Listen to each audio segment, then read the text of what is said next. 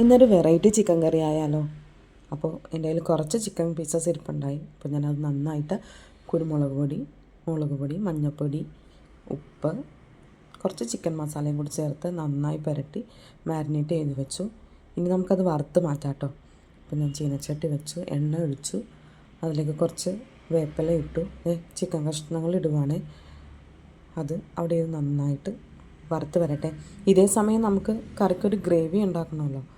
അപ്പോൾ ഞാൻ പാൻ വെച്ചു, അതിലേക്ക് 1 ഗ്ലാസ് വെള്ളം ഒഴിച്ചിട്ടുണ്ട്. അപ്പോൾ എൻ്റെ കയ്യിൽ കുറച്ച് ചിക്കൻ കഷ്ണങ്ങളേ ഉള്ളതുകൊണ്ട് ഞാൻ 1 ഗ്ലാസ് വെള്ളം ഒഴിച്ചത്. അപ്പോൾ നിങ്ങളുടെ കയ്യിൽ ഉള്ളതിനനുസരിച്ചിട്ട് നിങ്ങൾക്ക് ഗ്രേവിക്ക് വേണ്ടി അതിനനുസരിച്ച് വെള്ളം ചേർക്കാം കേട്ടോ. അപ്പോൾ വെള്ളം നന്നായിട്ട് തിളച്ച് വരുന്ന സമയത്ത് അതിലേക്ക് ഒരു തക്കാളി, ചെറിയൊരു തക്കാളി 4ആയിട്ട് മുറിച്ച് അത് ചേർത്തിട്ടുണ്ട്. ഇനി ഇതിലേക്ക് ഒരു 2 ചെറിയ സവാള ഞാൻ ക്യൂബ്സായിട്ട് അരിഞ്ഞിട്ട് അതുകൂടി ചേർക്കുന്നുണ്ട്. അപ്പോൾ ഇത് ചേർക്കുന്നതാണ് കേട്ടോ നമ്മുടെ ഗ്രേവി. ഇനി ഇതിലേക്ക് ഇത് മാത്രമല്ല, ഇതിലേക്കൊരു 3 പച്ചമുളക്, 2 പട്ട, ഒരു ബേ ലീഫ്, ഒരു ചെറിയ കഷ്ണം ഇഞ്ചി, ഒരു 2-3 അല്ലി വെളുത്തുള്ളി. ഇനി ഇതാ കുറച്ച് കുരുമുളകും 2 ചെറിയ ഏലക്കായും ചേർത്ത്, ഇത് കശകശയാണ്, അതുകൂടി ചേർത്ത് നന്നായിട്ട് തിളപ്പിക്കണം കേട്ടോ. നന്നായിട്ട് വെന്ത് വരണമല്ല. ഇനി ഇത് നന്നായിട്ട് വെന്ത് വരുമ്പോൾ നമുക്കിതൊരു ചെറിയ ബൗളിലേക്ക് ചൂടാറാനായിട്ട് മാറ്റി വയ്ക്കാം. തക്കാളിയുടെ പുറത്തുള്ള ചെറിയൊരു തൊലി ഉണ്ടല്ലോ, അത് എടുത്ത് കളയണം കേട്ടോ. എന്നിട്ട് നമുക്കതൊരു മിക്സിയുടെ ജാറിൽ അരച്ചെടുക്കാം. അപ്പോൾ ഞാൻ കുറച്ച് തേങ്ങയും കൂടി ചേർക്കുവാണ്. കാഷ്നട്ടാണ് ആക്ച്വലി ചേർക്കേണ്ടത്. കാഷ്നട്ട് എൻ്റെ കയ്യിൽ ഇല്ലായിരുന്നതുകൊണ്ട് ഞാൻ തേങ്ങയാണ് ചേർക്കുന്നത്. അപ്പോൾ അതൊരു നല്ലൊരു പേസ്റ്റാക്കി വെച്ചു. ഇനി നമ്മൾ അതേ പാൻ തന്നെ എടുത്തിട്ട് അതിലേക്ക് 1 സ്പൂൺ നെയ്യ് ചേർത്തിട്ട് നമ്മൾ ഈ അരച്ച് വെച്ചിരിക്കുന്ന ഗ്രേവിയും കൂടി ചേർത്ത് നന്നായിട്ട് ആ ഗ്രേവി തിളപ്പിച്ചെടുക്കുക.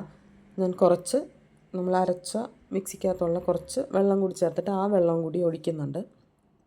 അപ്പോൾ എനിക്ക് വളരെ കുറച്ച് ഗ്രേവി മതി. അപ്പോൾ അതാണ് ഞാൻ ഇത്രയും ഗ്രേവിക്കുള്ളത് എടുത്തിരിക്കുന്നത്. ഇനി നമ്മൾ ചിക്കൻ വറുത്ത് മാറ്റിയിട്ടുണ്ടായിരുന്നു. അപ്പോൾ കുറച്ച് ചിക്കൻ കഷ്ണങ്ങൾ, ആ വറുത്ത് മാറ്റിയ ചിക്കൻ കഷ്ണങ്ങളും കൂടി നമ്മളിതിലേക്ക് ചേർത്ത് കൊടുക്കുവാണ്. അപ്പോൾ ചിക്കൻ കഷ്ണങ്ങളെല്ലാം ചേർത്ത് എല്ലാ കഷ്ണങ്ങളും കൂടി ചേർത്ത് അത് നന്നായിട്ട് തിളച്ചുകൊണ്ടിരിക്കുകയാണ്. ഇതിലേക്ക് നമ്മൾ കുറച്ച് മല്ലിച്ചീരയും കൂടി ചേർത്ത് കൊടുക്കുന്നുണ്ട് കേട്ടോ, കൊറിയാണ്ടർ ലീഫ്. അപ്പോൾ വളരെ കുറച്ച് മല്ലി ഇലയും കൂടി നമ്മൾ ചേർക്കുന്നു. ഇനി ഇതിലേക്ക് ആവശ്യമായത് കുറച്ച് കസൂരി മെത്തി ഞാൻ അതാ ഇട്ട് കൊടുത്തിട്ടുണ്ട്. അപ്പോൾ നല്ലൊരു ആരോമ അതിന് കിട്ടും കേട്ടോ. നല്ല കുട്ടികൾക്കൊക്കെ വളരെ ഇഷ്ടപ്പെടും കേട്ടോ ഈ കറി. അപ്പത്തിനൊപ്പം പുട്ടിൻ്റെ ഒപ്പമൊക്കെ നല്ലൊരു കോമ്പിനേഷനാണ്. ഇനി അതിലേക്ക് കുറച്ച് 1/4 ടീസ്പൂൺ കുരുമുളക് പൊടി. ഇപ്പോഴാണ് കേട്ടോ നമ്മൾ പൊടികളൊക്കെ ചേർക്കുന്നത്. 1/4 ടീസ്പൂൺ കുരുമുളക് പൊടി, പിന്നെ നമ്മുടെ വീട്ടിൽ പൊടിച്ച് വെച്ചിരിക്കുന്ന ഗരം മസാലപ്പൊടി അതും ഒരു 1/4 ടീസ്പൂൺ അതുകൂടി ചേർത്ത് നന്നായിട്ട് ഇളക്കി യോജിപ്പിക്കുക കേട്ടോ. ഇനി ഇതിലേക്ക് എൻ്റെ കയ്യിൽ കുറച്ച് ഫ്രഷ് ക്രീം ഉണ്ടായിരുന്നു. അപ്പോൾ ഞാൻ ഇതിലേക്ക് കുറച്ച് ഫ്രഷ് ക്രീമും കൂടി ആഡ് ചെയ്ത് കൊടുക്കണം. അപ്പോൾ നമ്മുടെ കറിക്ക് നല്ല റിച്ച് ഫ്ലേവർ കിട്ടും. കാഷ്നട്ടും ഫ്രഷ് ക്രീമൊക്കെ ആകുമ്പോൾ നല്ലൊരു റിച്ച് കോമ്പിനേഷൻ കിട്ടും. നമ്മുടെ കറി ഇവിടെ റെഡി ആയിട്ടുണ്ട്. ഇനി ഇതിന് കോമ്പിനേഷനായിട്ട് ഞാൻ റാഗി ദോശയാണ് ഉണ്ടാക്കുന്നത്. അപ്പോൾ ഞാൻ തലേദിവസം തന്നെ ദോശയുടെ പ്രിപ്പറേഷനൊക്കെ ചെയ്ത് വെച്ചിരുന്നു. റാഗി, അവൽ, ഉഴുന്ന്, കുറച്ച് ഉലുവ, കുറച്ച് ചോറ് എല്ലാം കൂടി അരച്ച് വെച്ചിട്ടുണ്ടായിരുന്നു. അപ്പോൾ ഞാൻ ചിക്കൻ കറിക്ക് കോമ്പിനേഷനായിട്ട് ഇന്ന് റാഗി ദോശയാണ്. അത് നൈസായിട്ടല്ല, കുറച്ച് കട്ടിക്ക് തന്നെ പരത്തിയിട്ട് ഞാൻ ഉണ്ടാക്കി.